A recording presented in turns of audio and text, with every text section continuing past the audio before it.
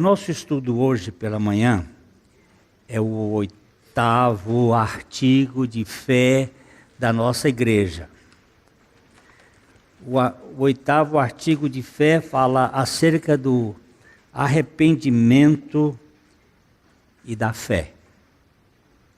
Arrependimento e fé, que são graças de Deus e são deveres cristãos. Eu não vou ler no boletim, vou ler aqui no iPad, porque a letra aqui está um pouco maior. E aí fica mais confortável para a minha vista. O homem natural pode ser alguém do bem ou do mal. Mas não há nenhum que seja realmente bom. Jesus disse ao jovem rico que bom só existe um.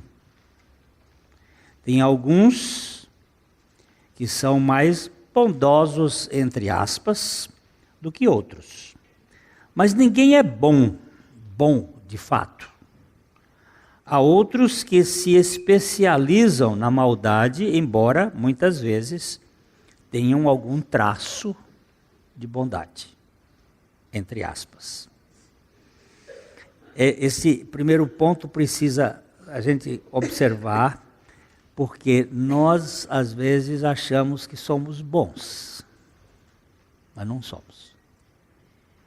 E o arrependimento tem a ver com isto. Não há bom nenhum sequer, disse Jesus. É muito errado você, quando você diz para uma criança, fica quieta que você é boazinha. Ela sabe que não é, e você está mentindo. É uma forma de induzir ao erro. O ser humano, pós-pecado, tornou-se totalmente corrompido, inteiramente egoísta e incapaz de ser bom por natureza. E o pior, é um ente soberbo, autoconfiante e ensimesmado. Mesmo as migalhas de bondade entre aspas, vistas em alguns, estão contaminadas com as toxinas do orgulho. A bondade humana cheira arrogância e egolatria. A gente acha assim, faz uma coisa e aí incha. Quer logo aplauso, reconhecimento. A gente, quando recebe uma crítica, já fica com a cara fechada. Por quê?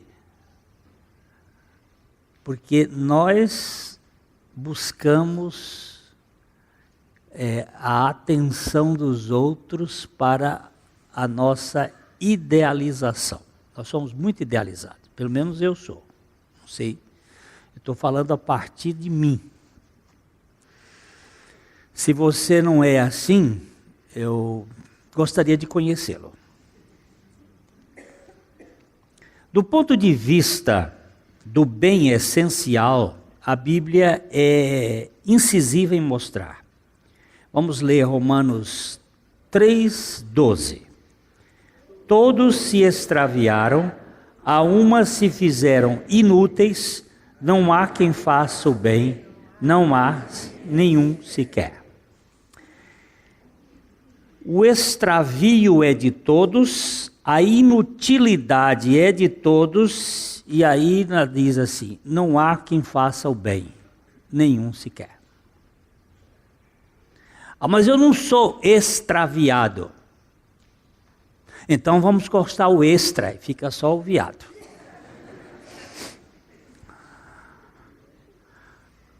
O ser humano é um ser corrupto por natureza, totalmente corrupto.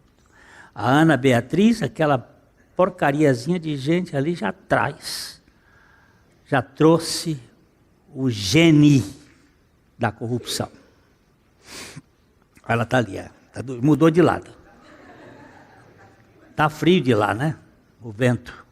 É isso mesmo. Eu esqueci de trazer meu cachecol. Somos uma raça de gente caída, mas empinada e emproada. Mesmo com a morte no fio do pavio, poucos são os que levam isto em consideração. Temos a tendência de nos achar eternos e governantes de nosso destino. O grande problema do pecado é a nossa autoestima, fomentando a autodeterminação de nossa existência. Historinha. O pai me procurou há mais de 30 anos. Minha filha comeu a sobremesa antes do prato principal. Eu preciso fazer o casamento dela. Já fui aqui a vários pastores e padres para fazer o casamento e eles não fazem. Aquele tempo era mais pesado. O senhor poderia fazer o casamento da minha filha? Eu disse, eu não faço casamento. Só quem faz casamento é Deus. Agora, a gente pode fazer uma celebração. Podemos fazer. Ele disse, eu preciso fazer porque eu preciso dar satisfações à sociedade. Quanto custa o seu trabalho? Eu disse, o senhor não tem dinheiro para pagar o meu trabalho. E é muito caro assim? Eu digo, foi preço de sangue. E comecei a falar do evangelho para ele. Falar do que Cristo fez. E ele virou e disse assim, eu não vim aqui para escutar de evangelho. Eu vim aqui para contratar o senhor para fazer o casamento da minha filha. Faz ou não faz?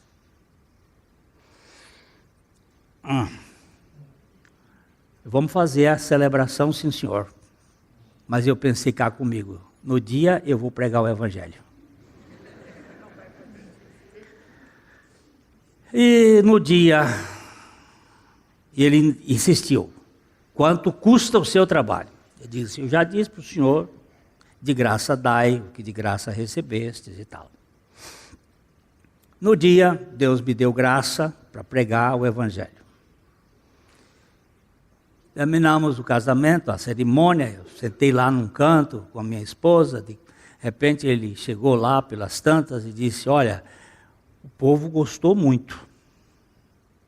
Fizeram muitos elogios e tal.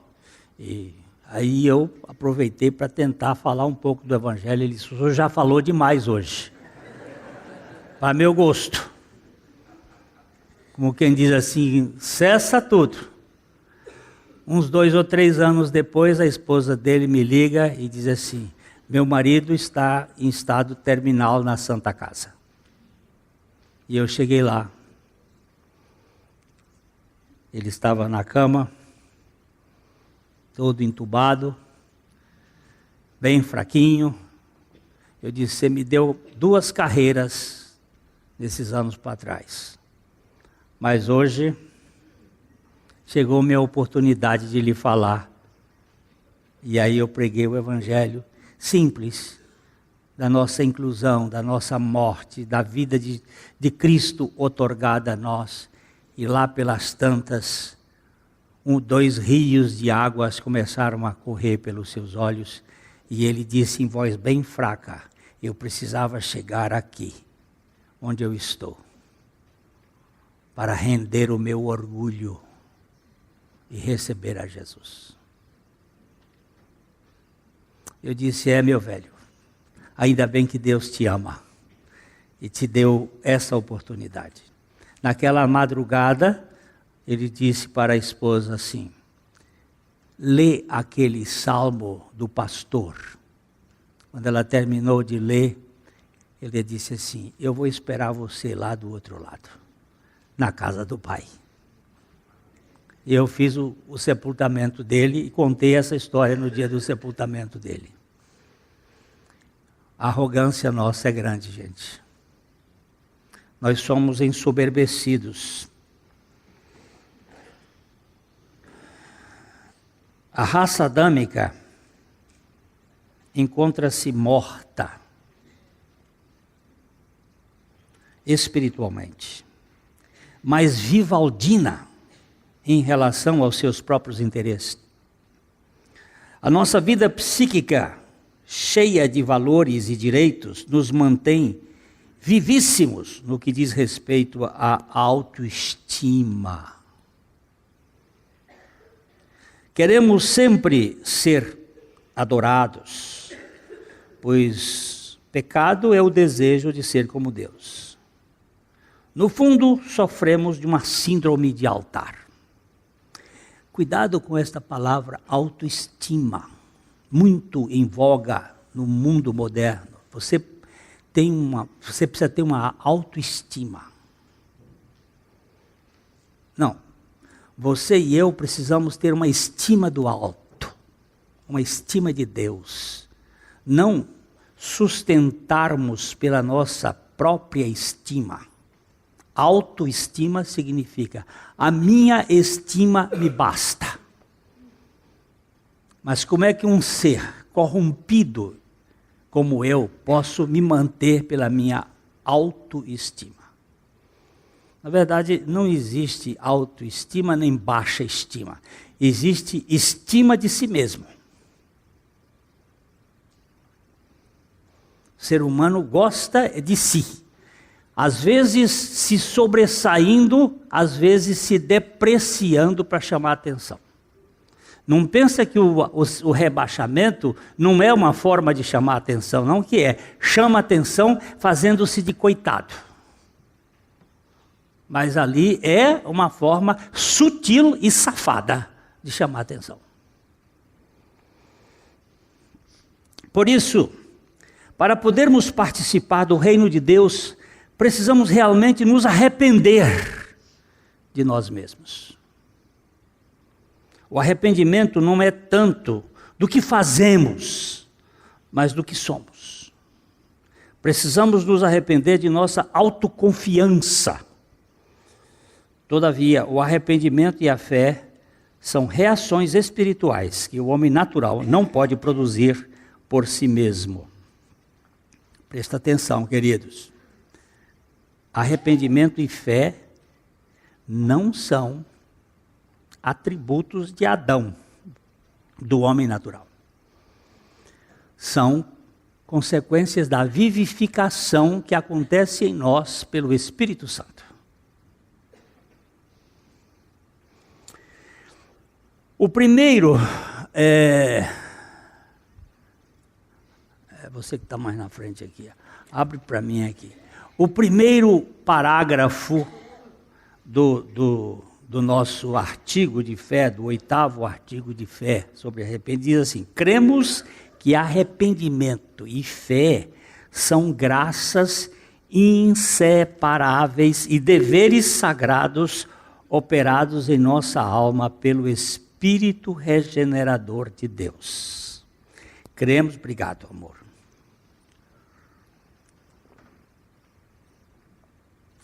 Aproveitando, antes de as pessoas mais idosas, mais velhas, costumam não beber muita água no inverno.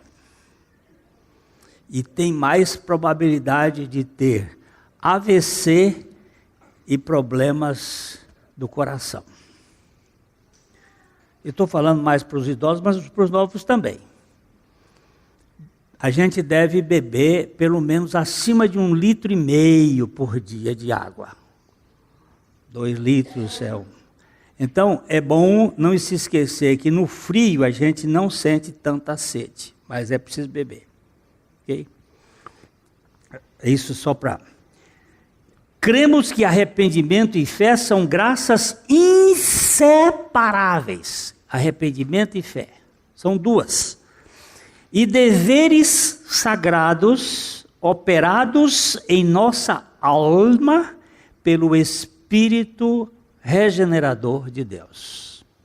Uma vez que o ser humano encontra-se morto espiritualmente, só o milagre da vivificação divina pode produzir os meios para que a nova criatura creia em Deus e arrependa-se da sua autoconfiança.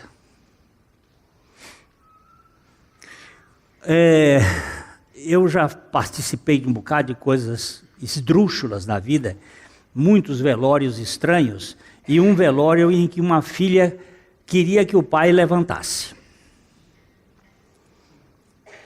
E ela gritava para o pai: pai, o senhor não pode ter ido, o senhor não pode. Pai, levanta, pai, levanta, pai. Não tem jeito. Só um milagre. Tinha que Jesus chegar ali e dizer para o pai dela: levanta. Aí o pai dela ia ficar de pé. E a partir disso iria ter condições de reagir. Mas estava morto.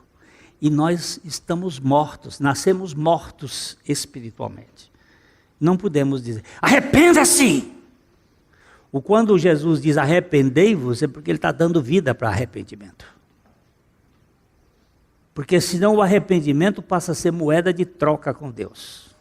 E o arrependimento é graça divina. E arrependimento e fé. Arrependei-vos, porque está próximo o reino dos céus. O reino dos céus não está só próximo porque ele está aí, mas ele está próximo porque ele veio aqui.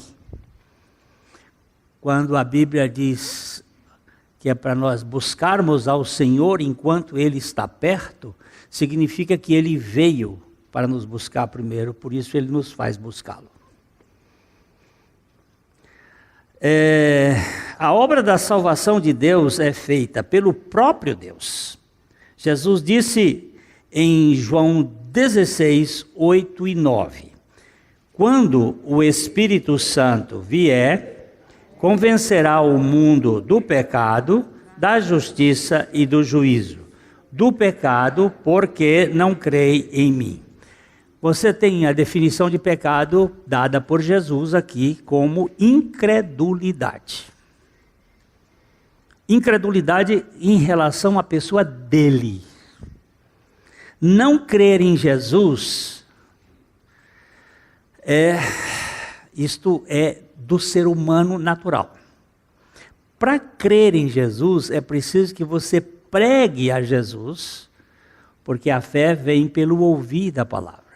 Agora, alguns vão crer e outros não. Você tem uma plateia como essa aqui, com várias pessoas, você prega Jesus, alguém crê e alguém não crê. Quem crê será salvo, e quem não crê já está condenado. Agora, não me explique por que alguém creu e por que alguém não creu. Eu sei que a fé é um dom de Deus.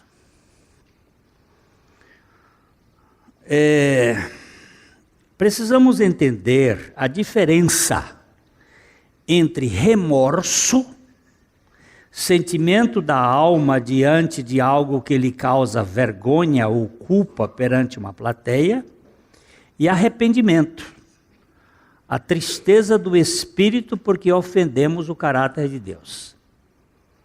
Um é alma, o outro é espírito. Remorso.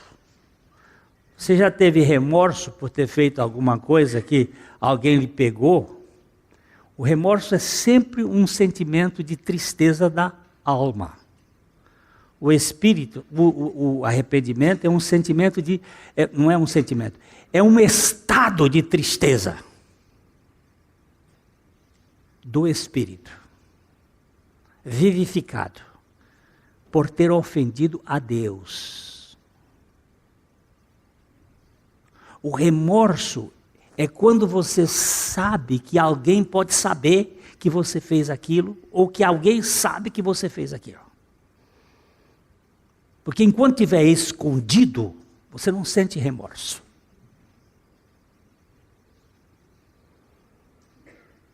Agora, o arrependimento, mesmo que ninguém saiba, você está sentindo profunda tristeza diante de Deus. São duas coisas diferentes. O arrependimento não é inato no homem natural. Só os regenerados podem se arrepender, porque só estes podem ter consciência da sua autoconfiança, sendo de fato um obstáculo à confiança em Deus. A ênfase do arrependimento legítimo tem a ver com a autoconfiança do pecador e com a sua descrença na suficiência do Senhor. Você se lembra como é que houve arrependimento em Tomé? Tomé era um incrédulo. E além de incrédulo, ele era duvidoso. Ele disse que só creria se ele enfiasse o dedo no buraco dos cravos. E quando o Senhor se manifestou a ele, e disse, pode enfiar o dedo aqui. Ele dá uma expressão, disse, como foi que ele disse? Senhor meu e Deus meu. Aí você vê arrependimento, porque ele sentiu que ele ofendeu ao Senhor. Senhor meu e Deus meu. Não é diante das pessoas, é diante de Deus. Diante das pessoas a gente tem remorso, tem uma tristeza de ter ofendido aquela pessoa, decepcionado aquela pessoa. Quando em Jó 42:6 ele diz, me abomino e me arrependo no pó e na cinza, ele não estava se referindo aqui a nenhum pecado moral, pois ele era um homem justo com a sua justiça, mas referia-se a autoconfiança e justiça própria. O problema de Jó, e eu devo dizer para vocês que eu fiquei muitos anos do lado de Jó contra Deus. Eu sempre achei que Deus foi, eu não quero dizer uma palavra assim, mas ele foi, duro. Não, eu iria, ele não teve consideração com o seu amigo Jó. Eu ficava do lado de Jó dizendo, Deus, o Senhor mesmo disse que Jó era bom, era justo, que era íntegro, que era temente ao Senhor, que se desviava do mal, e o Senhor pega o diabo e bota na cabeça do Jó, para descer o cacete nele, e eu ficava sempre defendendo o Jó. E um dia Deus me chamou a atenção para esse fato. Disse, eu vou te emprestar meus óculos para você ler o livro de Jó. Você vai ler o livro de Jó com os meus olhos, não com os teus. E aí você vai descobrir por que Jó sofreu tanto. E eu li os 42 capítulos de Jó com os óculos de Deus. E aí eu descobri por quê. O problema de Jó era a justiça própria. Ele chega a dizer assim, a minha justiça me apegarei e não alargarei. Não me reprova a minha consciência por qualquer dia da minha vida. Há um texto que diz assim, acendeu-se a ira de Baraquelo Buzita, da família de Rão, acendeu-se a sua ira contra Jó, porque este pretendia ser mais justo do que Deus. Deus é justo? É, mas eu sou mais. E por aí vai. Aí quando ele chega nesse ponto aqui, que ele diz assim, eu me abomino e me arrependo no pó e na cinza, Ele não disse, eu me arrependo de ter adulterado, porque ele nunca adulterou. Eu me arrependo de ter roubado, porque ele nunca roubou. Eu me arrependo de ter matado, porque ele nunca matou. Eu me arrependo de ter desejado alguma coisa, porque ele nunca desejou. Eu me arrependo. Não, ele não fez isso. Ele disse, eu me abomino e me arrependo. Me arrependo de mim mesmo. A conversão de Jó não foi uma conversão moral, foi uma conversão espiritual. Tem gente que se converte moralmente.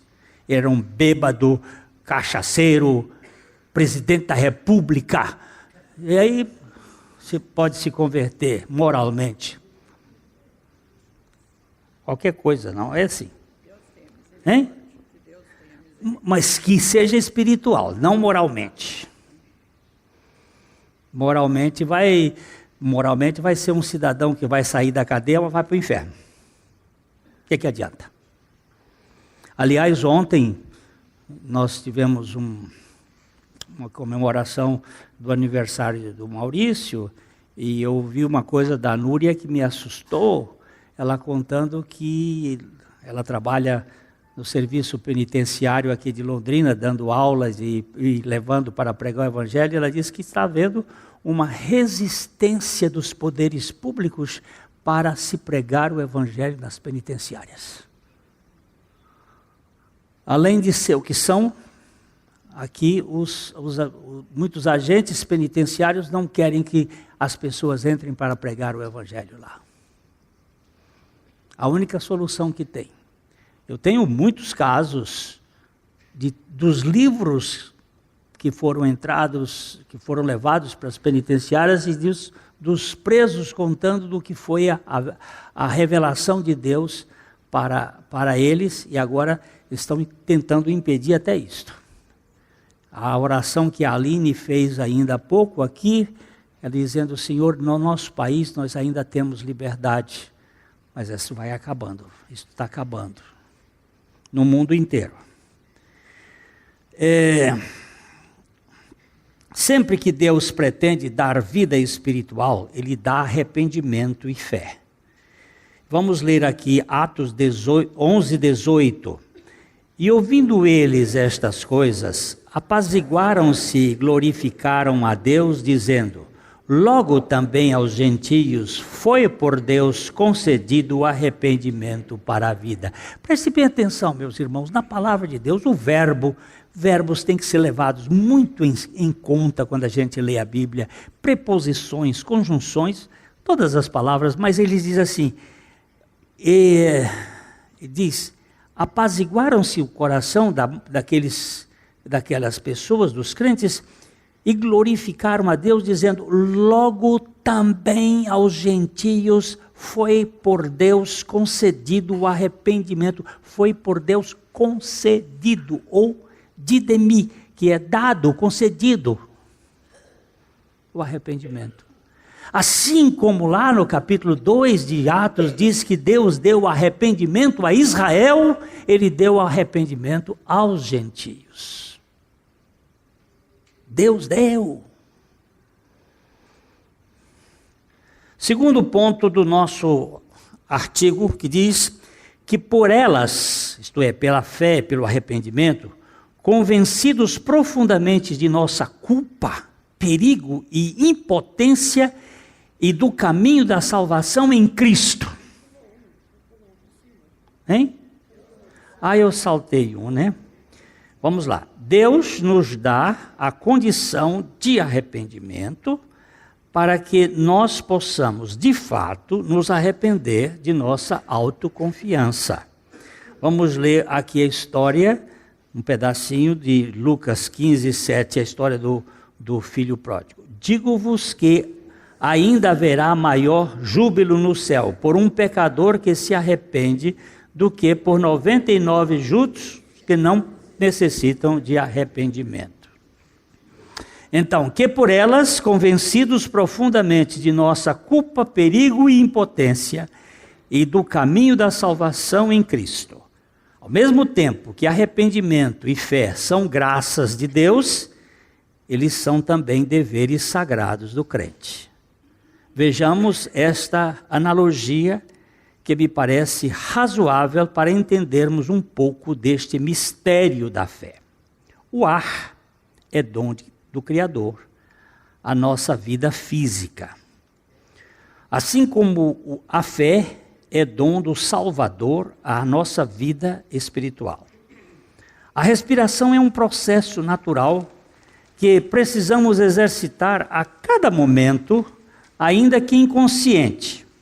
Do mesmo modo, a fé é um processo espiritual que exerço a cada instante em meu espírito vivificado pelo Espírito Santo. Quantos de vocês já deu graça pelo ar?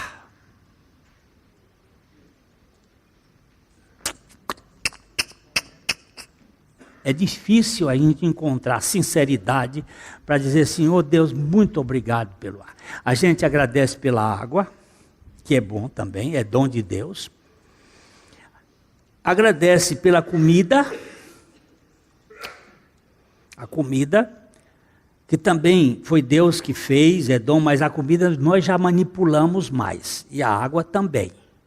Mas o ar, eu até hoje não tenho visto, onde eu tenho procurado perguntar isso, ninguém levanta para dizer, obrigado, meu Deus, pelo ar. Porque o ar é mais importante do que a água e mais importante do que a comida.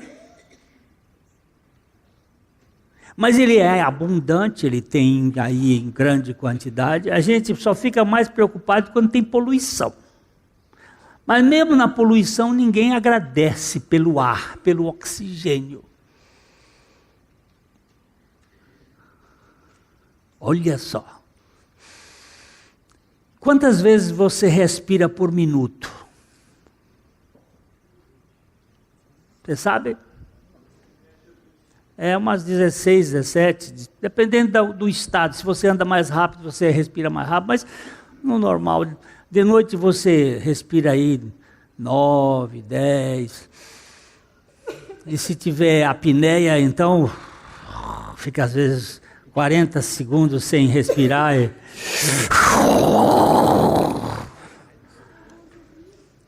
Mas ninguém agradece o ar. E a fé? Por que nós não vemos? Porque a fé é um dom de Deus tão generalizado, mas ela, além de ser dom de Deus, é um presente que nos foi dado. E ela passa a ser nossa. Tudo que Deus nos dá é sem arrependimento.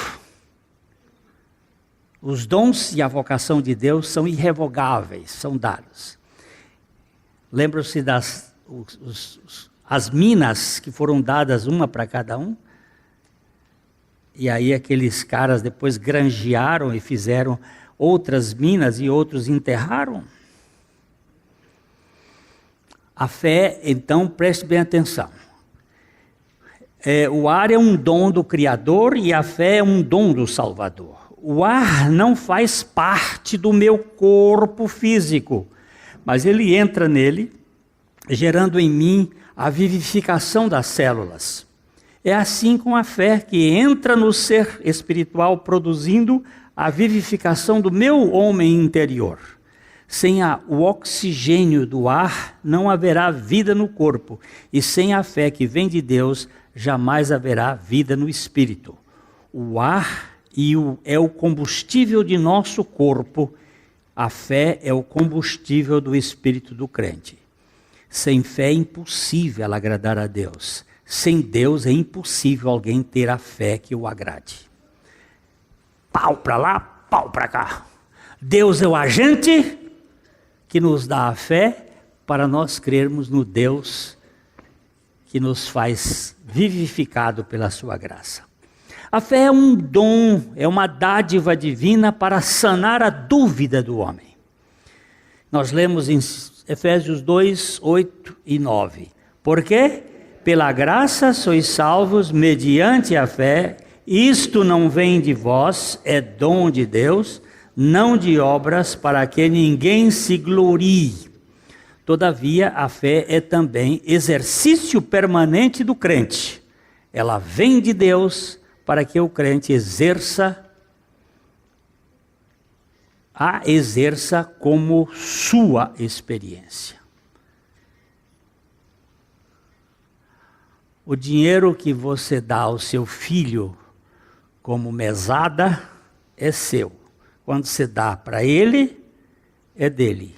E ele agora tem que usar o dinheiro que ele não ganhou nos objetivos. No caso, se ele quiser lhe dar um presente, ele lhe deu o presente com o dinheiro que você deu. O sol nos dá a luz para que tenhamos condições de vê-lo.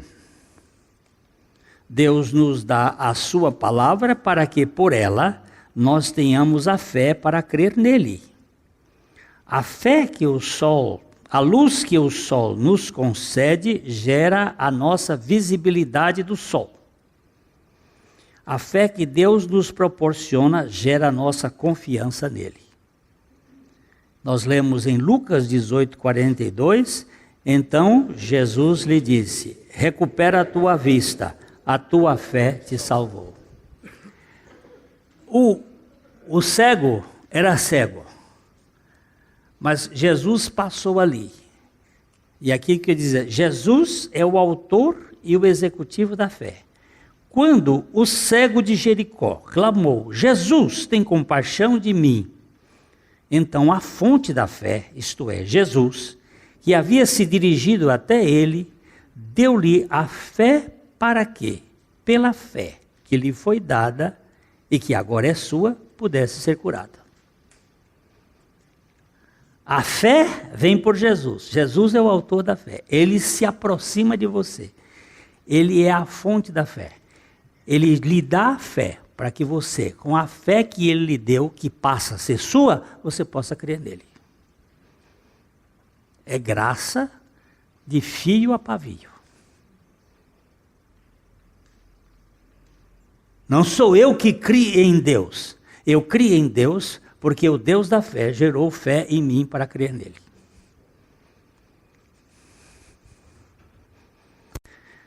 O terceiro ponto é: voltamos para Deus com contrição e confissão sinceras, pedindo misericórdia. Por que nós vamos para Deus? Porque Deus veio para nós. E quando ele veio para nós e toca em nós, o que faz? Nós voltamos para Deus em contrição sincera. Tanto o arrependimento quanto a fé, eles são decorrentes da obra de Deus, da Trindade nas nossas vidas. Nós nos voltamos com o coração contrito e confissão sinceras, pedindo misericórdia. E assim que reagimos. Quando o Senhor nos dá os dons do arrependimento e da fé, nós somos movidos em contrição a clamar por misericórdia, confessando nossos pecados e voltando-nos em confiança para a suficiência do Senhor. Eu gostaria que você percebesse como a graça funciona, assim, quer dizer, percebesse, eu não sei como é que a gente pode dizer isso, mas Davi foi um homem escolhido segundo o coração de Deus. E Davi foi um homem também que teve alguns tropeços na sua vida. Ele tentou fazer a obra de Deus na base da sua força. Mas quando ele teve a grande graça, preste bem atenção do que eu estou dizendo. Quando ele teve a grande graça de perceber quem ele era e ver a sua pecaminosidade, Davi compôs 7 salmos, chamados salmos penitenciais, em que ele conta quem ele era. E o Salmo 51, vocês sabem, que é um salmo em que ele mostra que em pecado me concebeu a minha mãe. E ele faz um pedido a Deus: cria em mim, ó Deus, um coração puro e renova dentro de mim um espírito reto.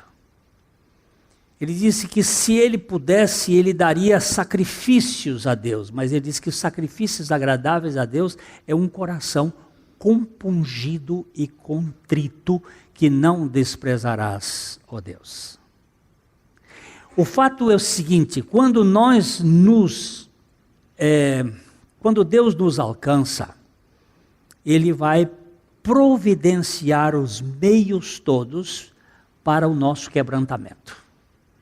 Pode ser imediato ou pode ser ao longo de nossa história. Como Ele tem toda a nossa vida, toda a nossa cronologia nas suas mãos, Ele vai usar de alguns expedientes para nos levar ao quebrantamento, até que nós nos rendamos completamente à sua graça. Davi foi um homem que experimentou no final da vida esta alegria. Talvez o Salmo 23 seja um salmo do fim da vida de Davi. Quando ele vai dizer, o Senhor é o meu pastor e eu não tenho falta de mais nada. Um exemplo clássico que nós nos voltamos em contrição e em confissão sincera dos nossos pecados, é o exemplo do publicano. O publicano estando, vamos ler aqui Lucas 18, 13. O publicano estando em pé, longe, não ousava nem ainda levantar os olhos aos céus, mas batia no peito dizendo, ó Deus, sê propício a mim, pecador. Nós temos aqui duas orações nesse texto de Lucas 18. A do fariseu, que a Bíblia diz que ele orava de si para si mesmo. Orava de si para si mesmo, de si para si, dizendo, graças te dou, ó Deus, porque não sou como os demais homens, roubadores, adúlteros, injustos, dou o dízimo de tudo quanto tenho, jejuo 2 vezes por semana, tudo, graças te dou. Orava de si para si. Quem é o Deus dele? O publicano, diz a Bíblia, não ousava levantar os olhos aos céus, mas dizia, ó Deus, sê propício, tem misericórdia de mim, que sou pecador. Mas o fariseu religioso não suporta isto. Nenhum religioso suporta isto.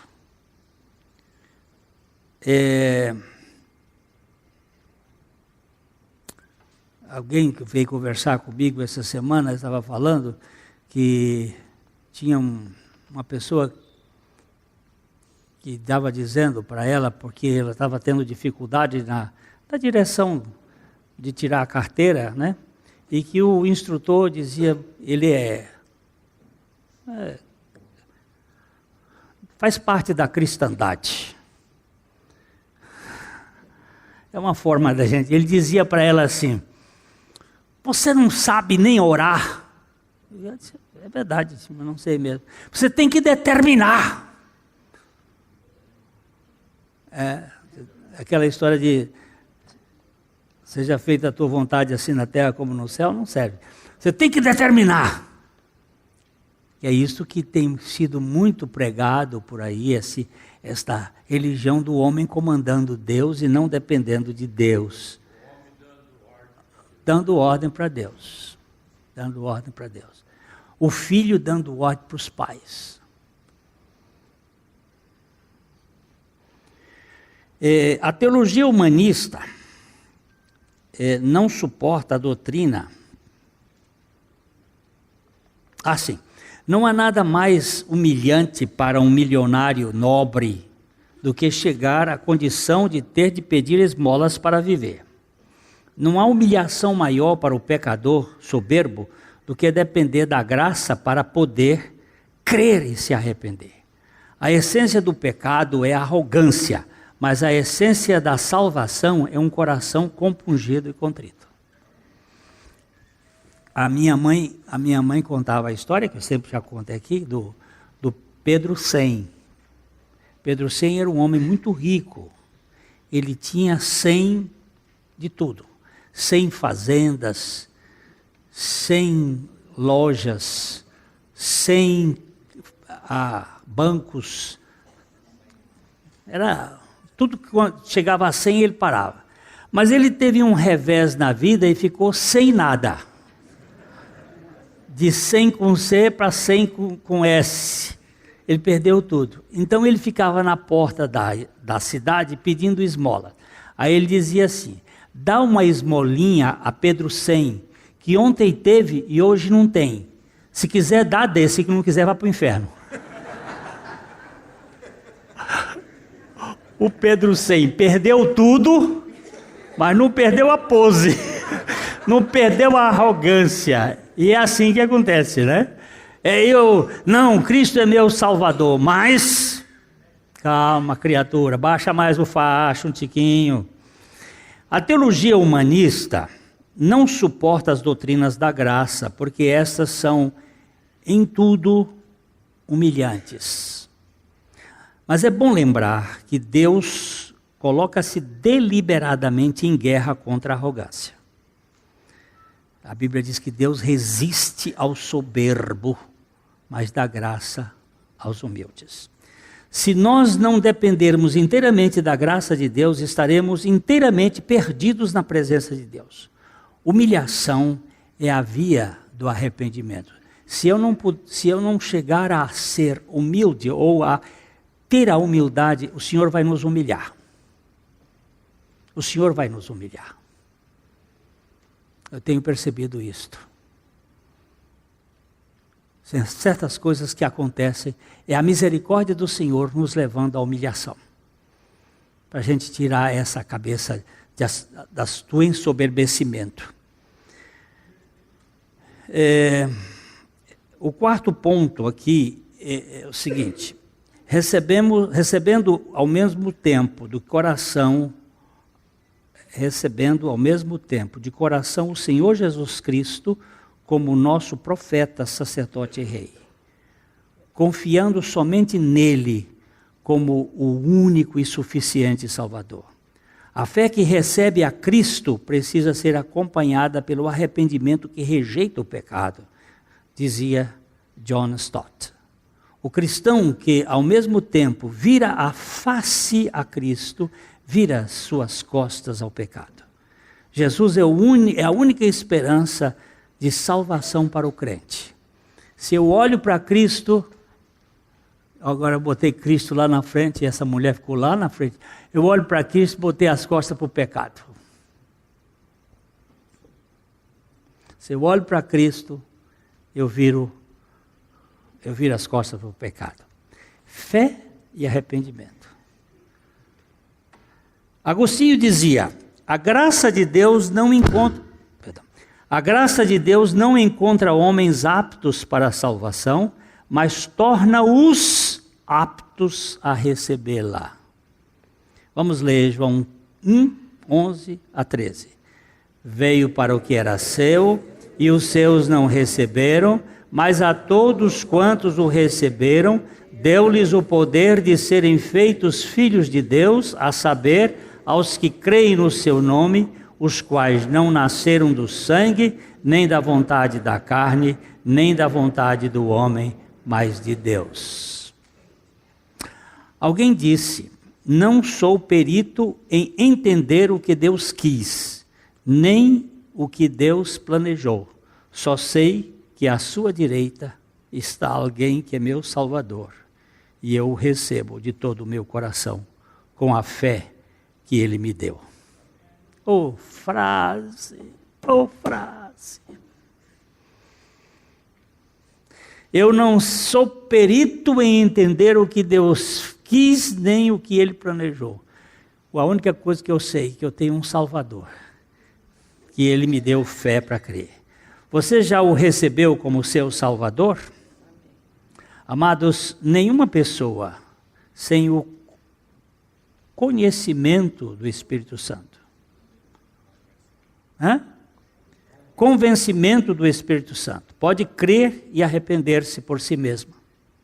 Por outro lado, todos os que foram alcançados pela revelação do Espírito Santo precisam crer na suficiência de Cristo e arrepender-se de si mesmos, de si mesmas. A fé é muito mais do que acreditar em Jesus, e o arrependimento vai além da mudança de sua mentalidade. Assim, o arrependimento é a mudança da autoconfiança para a confiança total na suficiência do alto. Então, você já foi nascido do alto? Vamos terminar lendo esse texto de João 3, 6 e 7. O que é nascido da carne é carne, o que é nascido do Espírito é Espírito. Não te admires de eu te dizer, importa-vos nascer do alto, ser nascido do alto. A Livraria PIB Londrina procura selecionar cuidadosamente seus títulos e autores a fim de oferecer um conteúdo alinhado com o Evangelho de Jesus Cristo.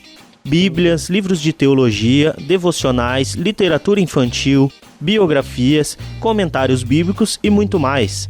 Dispomos também de um acervo de CDs e DVDs das mais de 5.000 mensagens ministradas na Primeira Igreja Batista em Londrina.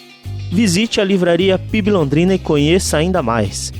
Livraria PIB Londrina, de segunda a sexta, das 13h30 às 18 horas. Endereço na Avenida Paraná, 76A, próximo ao Calçadão, bem no centro de Londrina.